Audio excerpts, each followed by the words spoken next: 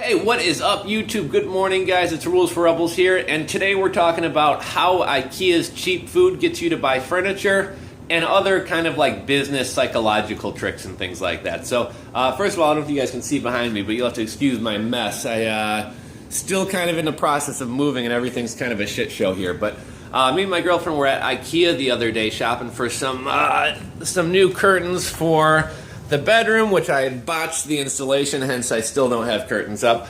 But as I was eating my Tasteless 50-cent hot dog, it got me thinking, how can Ikea sell food for so cheap, and why does Ikea sell food for so cheap? Which, by the way, those Ikea hot dogs are terrible. Like, I don't know why I eat them when I'm there, but they really are terrible, and it's really hard to botch a hot dog. I mean, I've been on drunken camping trips where somebody like puts a hot dog on a stick and burns the hell out of it over the fire, and it still tastes better than a tasteless Ikea hot dog. But I digress, but I was wondering, like, why is the food so cheap here, right? So I did a Google search, and sure enough, there's actually a lot of, like, business psychology that goes behind why Ikea has such cheap food. And so it got me thinking. I wanted to talk a little bit about that, and I wanted to kind of talk about other business psychology tips. What types of things can you do to kind of, I hate to say trick, but trick consumers. So if you guys have any of your own, things like casinos put down very busy carpet to keep your eyes up looking at all this stuff, or casinos pump air into the casinos to keep everybody awake and alert, like those types of like kind of consumer tricks. So if you know any of your own, post them in the comment section below. I actually put up a Reddit post about this, which if you guys aren't on Reddit, guys, get on Reddit. Reddit is like by far the best social media platform. And a lot of you guys ask me, like, how do you keep up on trends and things like that? Like, Reddit is where it's at, guys. People on Reddit seem to be on the cutting edge of trends. People on Reddit are some of the smarter people online. Like, that's actually been proven.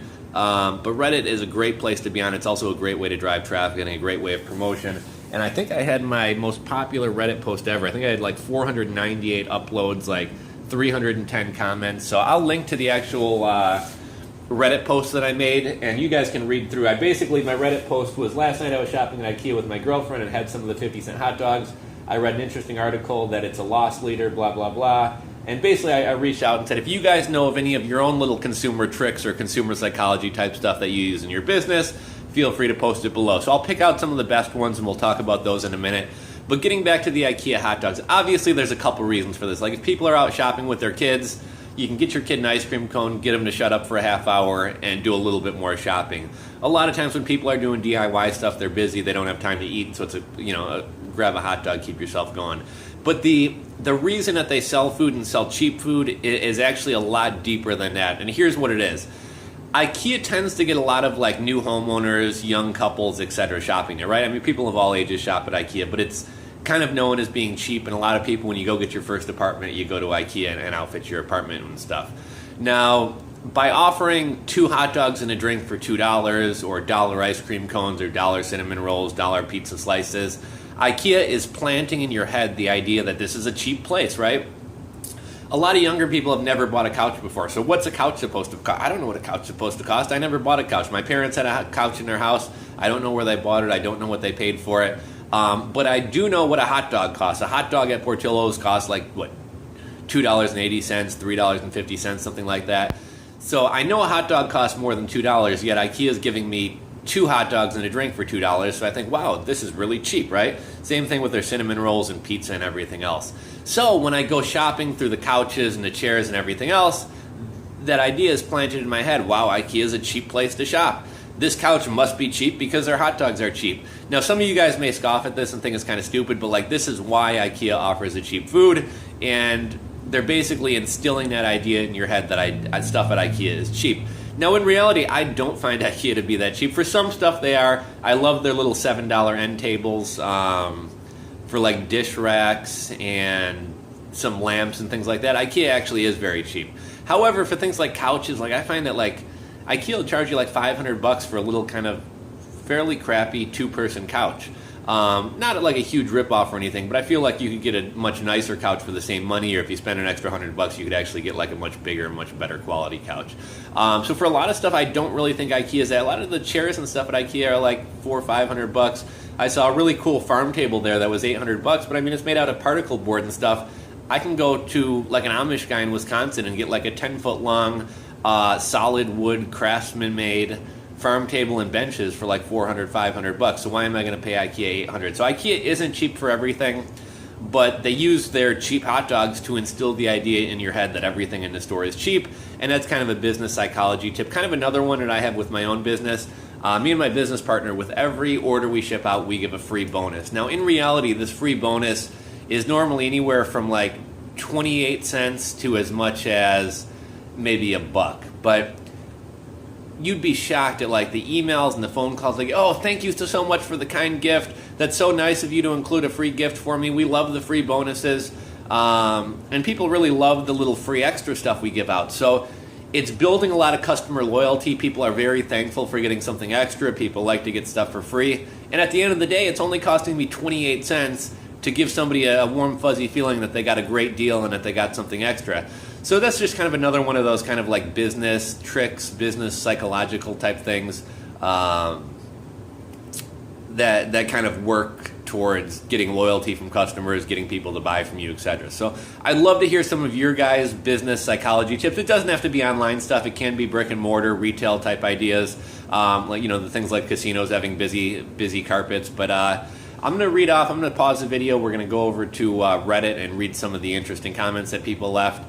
And if you guys have any of your own little business psychology tips, whether it's e-commerce related stuff or other stuff, feel free to drop it in the comments section below. Thank you guys for watching the video. Give it a thumbs up if you liked it. Share, subscribe, all that good YouTube stuff. And we'll catch you on the next video. But stay tuned. We're going to hop over and take a look at some of these Reddit comments real quick. Okay, guys, so we're over at the Reddit post I put up on this topic, and this is probably the most popular Reddit post I've ever put up. 498 upvotes, over 310 comments, a lot of great tips here. Basically, I made the comment, IKEA food is cheap to instill the idea that items are cheap. What are some other business psychology tips to use? And some people had some good ones. There's over 300 comments here. I'll link to this Reddit post in the description box below. Feel free to check it out. I thought some people had some excellent tips and things like that here. Some related to e-commerce, some more to brick and mortar stores, but I just think it's kind of interesting, all these kind of like little psychology tricks that businesses and products use to get people to buy or to pay more than they should for something. So somebody said, look at it the other way around. Look at Apple stores. Basically, they provide a luxurious environment, but the hardware in reality doesn't cost that much. And this person said, another psychology trick I used when I was in marketing for perfumes is that we knew consumers associated the weight of the product to the value of the fragrance.